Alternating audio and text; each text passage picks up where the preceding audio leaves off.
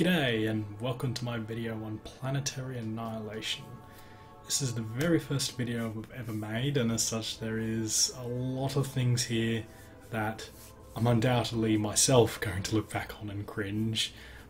But if you guys see anything that you disagree with, anything you see that I could improve on, any tips, tricks, etc, etc, if you could leave them in the comment section in the video, that would be most appreciated. Oh, and also to address the poor quality problem, I can't really do much about that. Planetary Annihilation, for whatever reason, is very uncompatible with a lot of recording software. I'm currently using the Open Broadcaster software, and that's more really meant for like live streaming and such. Anyways,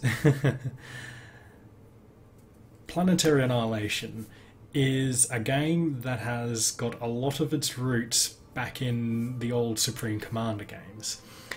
And that's a good thing in my opinion. I loved the Supreme Commander games, even the second one, mind you, even though there was a lot to it that was really, really wrong, but you gotta take the good with the bad. And Planetary Annihilation feels a lot like a spiritual successor to those two, and I understand that it was made with those games in mind. Now then, let's get into a game, shall we?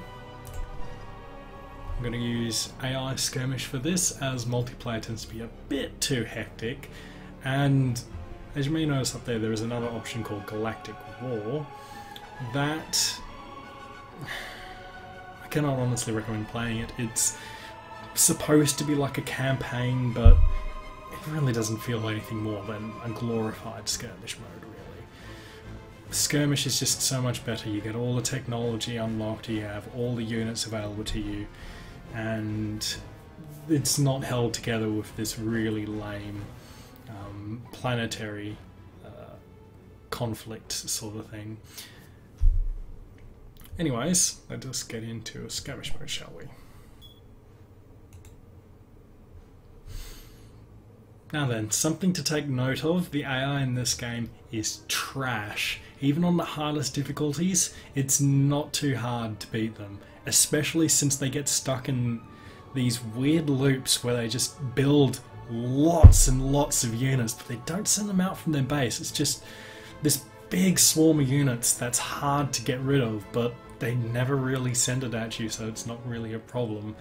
Mind you, that only really happens like once or twice during my entire playthrough, so maybe you could take that with a grain of salt. But for this, I'm going to do this on normal, as anything above normal is just, it takes a bit too much concentration, so I can't really bring my points across about this game.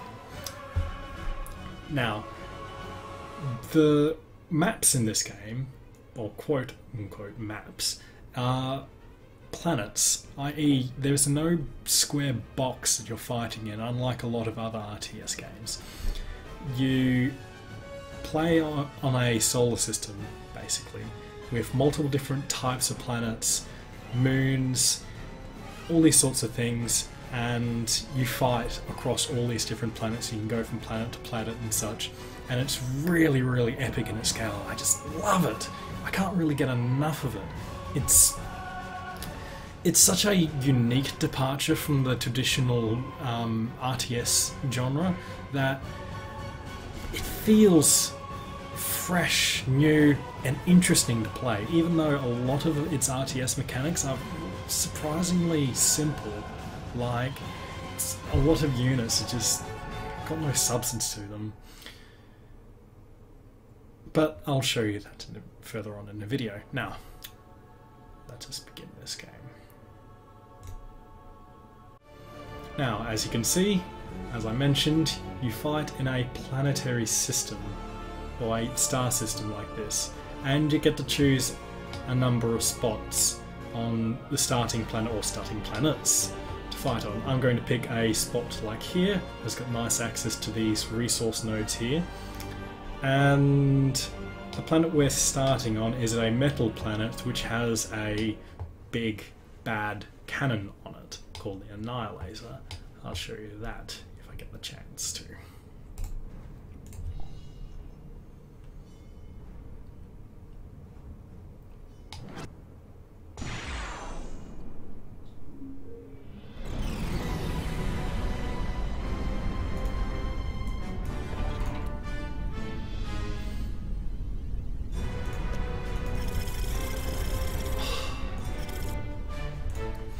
Let me tell you, the explosion entrance that this has is amazing. When your commander, this unit here, drops down from above and explodes, oh god, is it so epic! It really doesn't add much gameplay wise, but it just helps the feel of the game so much.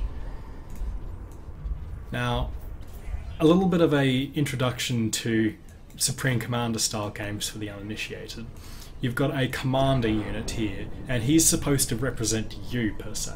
In Planetary Annihilation, there's only one game mode, and that is Assassinate, i.e. you've got to kill the enemy's commander, one of these, while keeping your one alive. You get units that are built from structures like this. This one is a vehicle factory, it produces vehicle type units.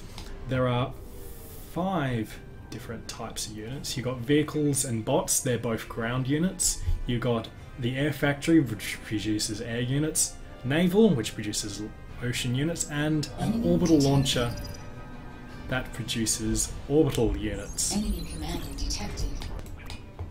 Now, rapid expansion in this game is key. Unlike Supreme Commander, you can't really just sit back and build up a nice giant base. You've got to expand really quickly. You need these resource points to get metal, one of the 2 major currencies of the game. 2 only currencies of the game, I should say. Enemy commander detected. And you can't generate metal any other way, unlike in the Supreme Commander games.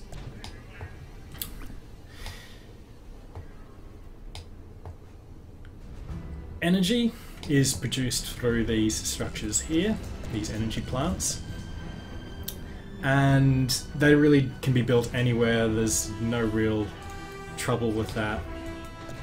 And orbital structures and units can produce power, and one type of structure in particular can be used to generate mass from gas giants like this one. Although they can be built infinitely and aren't tied to building on these little resource points here, so gas giants can be really lucrative resource options.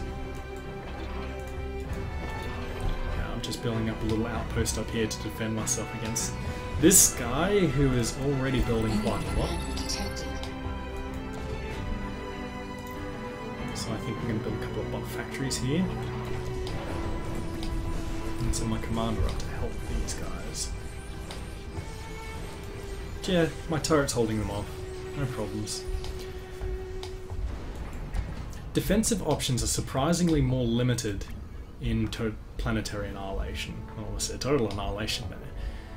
And there's no shields in this, so you're going to have to be very careful when enemies attack, as quite often turrets just aren't going to cut the job. And more importantly, because you're fighting on planets and not a square map, they can just go around to wherever you've got defenses the lightest. There's very little choke points, although on this metal map in particular there is quite a lot of choke points, like these bridges you see here. So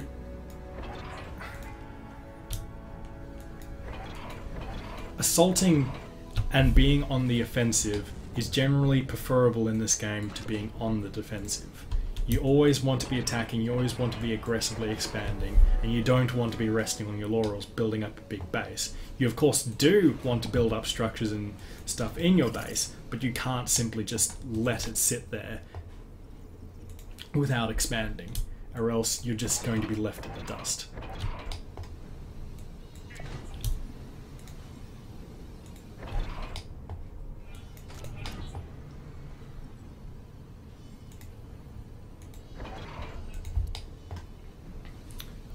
Expanding out here, I'm looking looking to take some points around here. Now, some of the things I love about this game is its scale. I mean, look at this. When you zoom out enough, like all the icons disappear, but you can still see everything that's on the planet. It makes everything feel large and like you're fighting on a planet and you're not just fighting on some map in the middle of nowhere. It really does add to the sense of scale that this game has. And in fact, scale in general is what this game has in spades, and I love it. I can't get enough of games that have such scale. It's just amazing. I mean, you've got the Total War sort of games. They've got like scale and spades, but nothing along this sort. Nothing along the lines of fighting along this... Probably don't need that. Fighting along the surface of this giant planet like this. It's brilliant. I wish we'd have more sorts of games like this. It's excellent. And these guys already expanded out here. Ugh. Hurry up.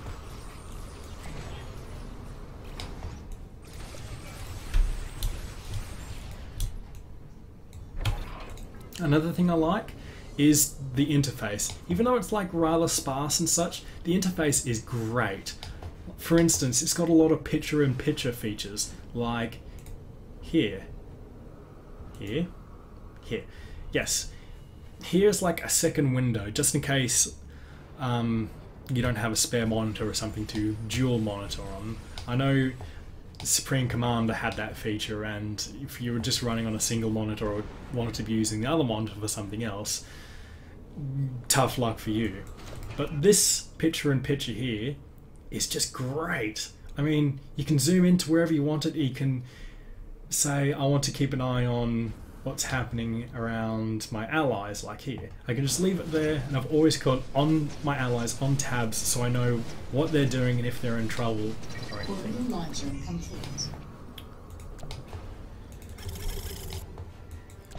And that's just brilliant. Another thing that it has is this chronocam feature. Once it's loaded up, as you can see here, now the game is acting like a video in which you can rewind it and see what has happened in the past, and I can rewind all the way back to the start. Of course, the game itself is still running, so it's not as if you've just paused and have actually rewound time, so you need to be careful of this. But in general, in these really hectic battles, whenever you got like breathing room, you could just use the chronocam, go back and see what has happened in case you've missed out on anything, to see how you need to respond better. And that's great. Like, all these little innovations that just make this game so different and such a unique experience that you don't really see in a lot of games these days. Like, in a lot of strategy games, they generally try and focus on one thing or another to make it better. They generally don't try and innovate and add more features to it. Of course, this game does remove a lot of features that I think would be well deserved, but you can't have everything you want now, can you? Another thing I love, when you get updates, like when it's telling you that something has happened, like a building has been built or something, it comes up with these little tabs up here, which as soon as it happens I'll show you. And it displays it up there, but it goes one step further than simply displaying it, in that you can also mouse over it and you get a picture-in-picture sort of thing like this, and you can then click on it and it'll take you to it. And it's just these little features like that that make the game such a lovely experience to use.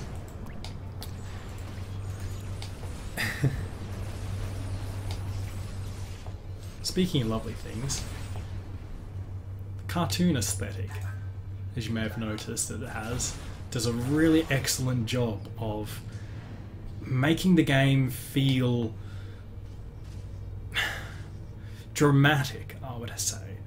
It, of course, fails in that it's a bit too simplistic for my personal tastes, but in general, if you just look at explosions and such, how an explosion lights up the surrounding area, and it's not just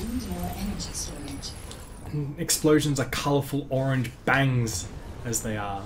It's just great. Like, particularly at night time, on the night sides of planets, you'll have these firefights that are going on, and you'll see tanks exploding and it lights up the surrounding area, and it feels so great. It looks great.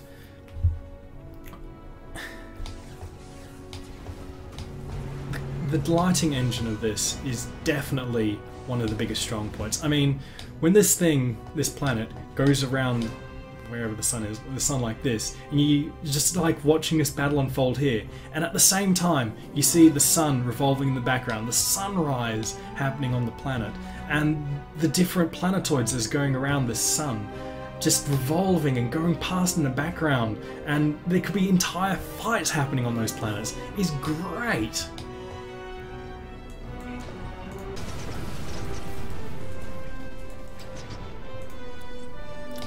Something I found a bit odd about this game is how bases are so close together. Like, even on the larger maps, you'll tend to have a lot of players on, or larger planets that is, you'll tend to have a lot of players on the planets, so you'll still have players in close proximity like this to one another. It feels a bit claustrophobic at first, but I actually like it. It encourages you to fight over resources. It's not like you can casually expand out at the beginning. You have to rush to resources, grab them and hold them aggressively from the enemy. Again, it's a game where you can't really rest on your laurels per se, but it's got such a good feel to the game overall. Like, it's not as interesting to me because I like a lot of depth. This game doesn't have as much depth as what I like, but it's got the ease of getting to know everything, but the hardness to master it all. Like, when you're fighting particularly large battles, and you could be fighting on multiple fronts, like I could be fighting someone over here and fighting these guys up here at the same time, but also I'm expanding out on this planet and trying to get a foothold on another planet and such.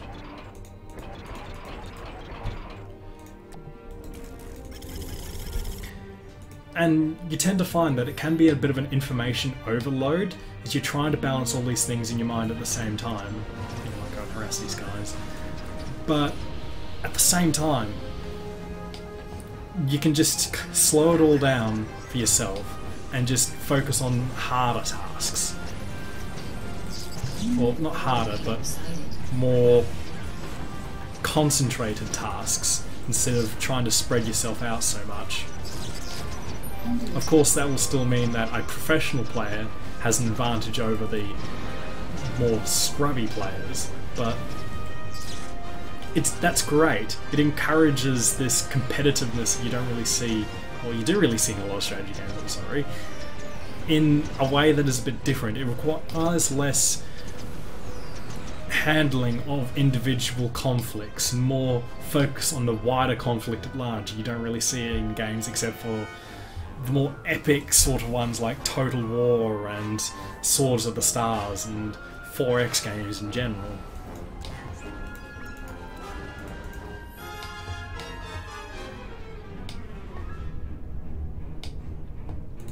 Now, as you can see here on this gas planet, I've built a number of these extractors called Jigs, and they're producing they're actually producing power as well. They produce resources, like both metal and power apparently. I thought it only generated metal, but they can be placed anywhere and they don't like have a limit of proximity or anything, so you can just build an infinite amount of them. Thus, gas planets like this become major resource hubs. Like, even a moon like this, even though it has a lot of resource points spread around the place, a gas giant like this, with the sheer amount of resources you can be gaining from it, yeah, there's a lot to be fought over. Now then, just like in Supreme Commander, you can have multiple tiers of units. Like, you've got the tier 1 units and then you've got tier 2 units. Unfortunately, there's no tier 3 or experimental tiers of units in this. But it does add to the... It does mean that each tier of unit, surprisingly, has a use. Like, the base level units of bots, they have a repair bot, a grenadier, assault bot, and a suicide bot. Even though they're upgraded versions in tier 2 are better, building a lot of these bot factories and pumping out a lot of the earlier level units still is quite effective, as the bulk of them will make up for the fact that they are not as strong as the tier 2 units. But at the same time, tier 2 units bring along a lot more utility. Like the bot level 2 has a sniper unit that is able to pick off and generally stay out of range of the enemy in such a way that you can kite enemies. Oh, I've got to get rid of this thing. It's just going to kill me.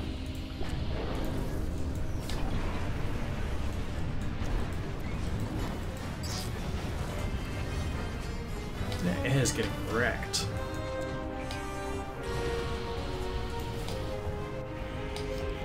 Another thing I love, the music. Can you just sit back and listen to this for a moment?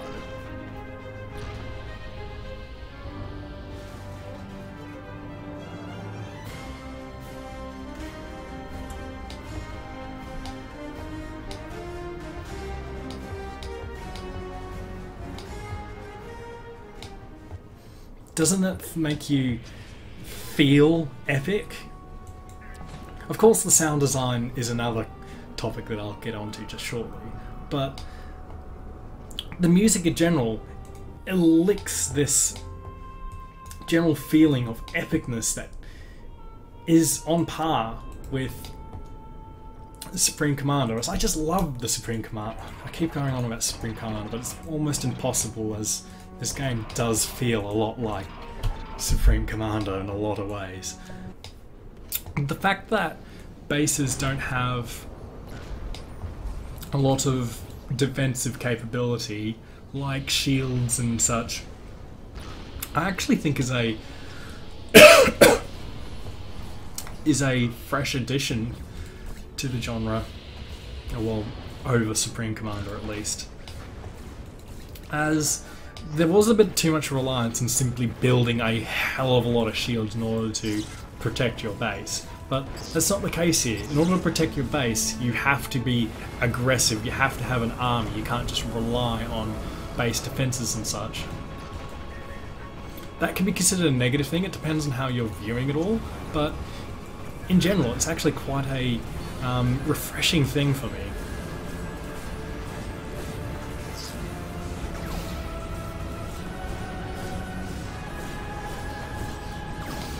Again, for those of you who aren't familiar with commanders, they have a secondary weapon of sorts that is basically like a mini nuke. It's a big AoE blast thing you got to select from here, or there's a key binding, I presume.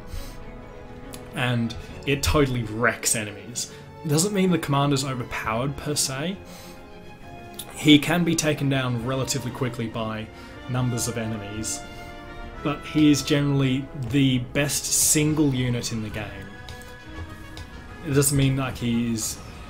Oh god, this is being bombed to hell. Go fuck yourselves.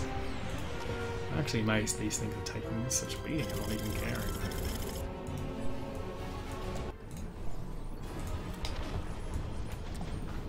Every unit has its place in this game.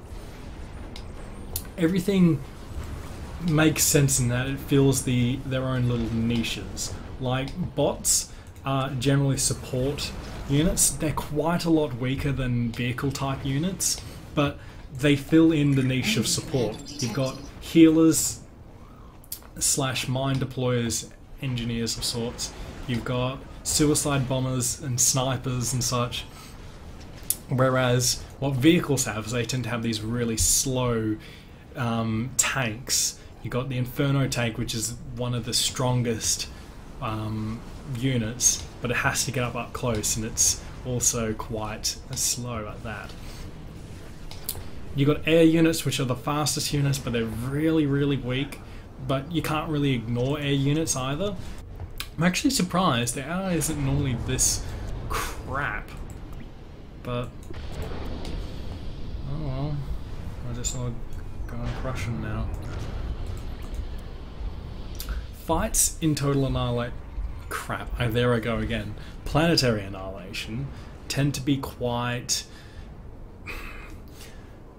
They tend to be these big rushes of units like what I'm assembling here, as the team that has the bigger amount of units tends to crush the enemy. There's like no need... There's no need to send waves of enemies at the opponents, just like what these guys are doing here. It's better to send a sizable force that the enemy has to counter with their own sizable force, or else they'll just get steamrolled over. Of course, you send smaller groups of enemies out to do harassment and such, but in general, you want to build up a nice and large army to go for all the enemy, like what I'm doing here. Now, as I mentioned before, this is Assassinate. You don't need to go for the enemy base. All you need to do is to kill the enemy commander. Like what I'm about to do here. Oh, fuck, retreat! There goes most of my army. But I can just retreat now as the enemy's buildings and such will just self-destruct. But explosion of that commander just going up is brilliant. It's as beautiful as what you would expect. Nukes in particular also look amazing, even though they share the same animation, just a reskin. Now I would show you the Annihilator, this thing, big laser cannon of doom, but and this leads into the problems I have with the game. It unfortunately is quite glitched. If you destroy a planetoid, it won't actually show the destruction. It'll just like go white and then just disappear with all the buildings and such still hanging on to where the planet once was. Which is a segue into my problems of this game. Unfortunately, Planetary Annihilation feels very, very unfinished. There's glitchy problems that I've found to have, though that hasn't happened at all recently, so maybe it's just an issue I was fixing in the latest patch. There has been a lot of controversy over a lot of features that haven't been added, such as a unit cannon, which I believe was able to shoot units between like a moon and a planet. There was an issue with that. They didn't have a offline feature, although that has recently been fixed to the developers' own credit, and they have actually recently patched the game, fixing a lot of different problems that it once had. But nonetheless, some of the other problems include the fact that there is some sound problems with this. Now, this is purely subjective, mind you, but the sound design in some of the units just doesn't feel as heavy as what I would like. Like this explosion, for example, with this mortar. It's like so weak. It's supposed to be this big, heavy-hitting thing, but yet when it hits, it's just basically nothing. When tanks fire, they're just like these tiny little pew-pew sort of things. Although admittedly the mortars, these little guys, when they fire, it's quite nice. I like the bangs it produces. But other units just don't feel or sound as good. Now sound design, in my opinion, is quite important, as it adds to the feel and the weight of the game. Music may be good, like what's happening now, but if the sound isn't equally as good to back it up, it just loses a lot of the weight for me. Like the nuclear explosion could have had a lot more reverb, it could have had a lot more oomph to it, but maybe I'm just being nitpicky here, because I genuinely love this game. I'll maybe play another game and make another video about that, showing off some of the more awesomeness of this game in a more harder AI skirmish sort of thing. I'm just going to go and wipe these guys out as well. As I said, AI, this is supposed to be the normal difficulty, is a very weak source. Even on the harder difficulties, it does get very easy, especially once you've locked down a planet, as they're incapable of sieging planets. They just don't have the AI for it. They're genuinely very, very poor in that regard.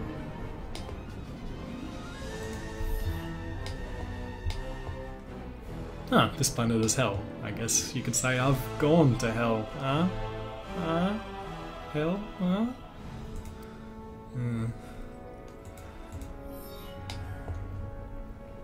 Actually, hold off on that order. I think I'm going to end this game with a bang. Now then, since it is Planetary Annihilation, it would be almost criminal to end the game without some Planetary Annihilation. With that being said, we shall now send this to Annihilate. Celestial target.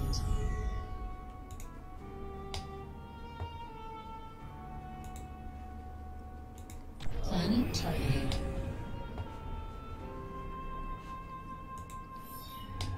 Celestial impact imminent.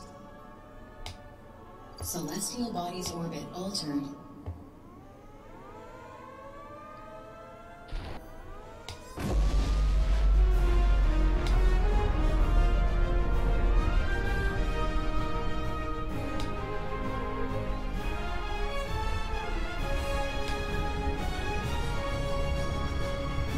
Victorious.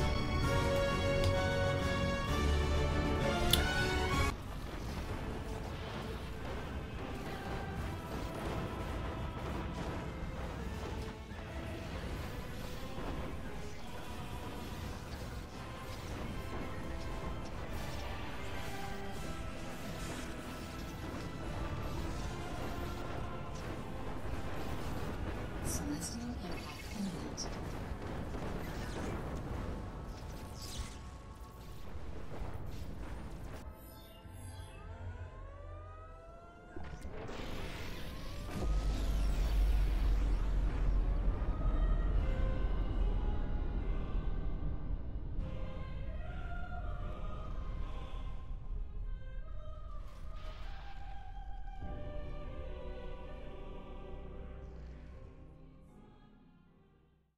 G'day and thank you for watching my video. If you liked or even hated the video, please let me know in the comment section down below. I would very much like to improve on this video and I definitely don't want to remain as cringeworthy. Critique is very much welcome, and if you would like to help out, again, leave a comment, like the video, or even subscribe. If you want to purchase the game, you can buy it from Steam and the Humble Bundle, and the average price is around $30. I'll leave that in the description below as well. And yeah, I hope you enjoyed the video, and thank you for watching. Goodbye.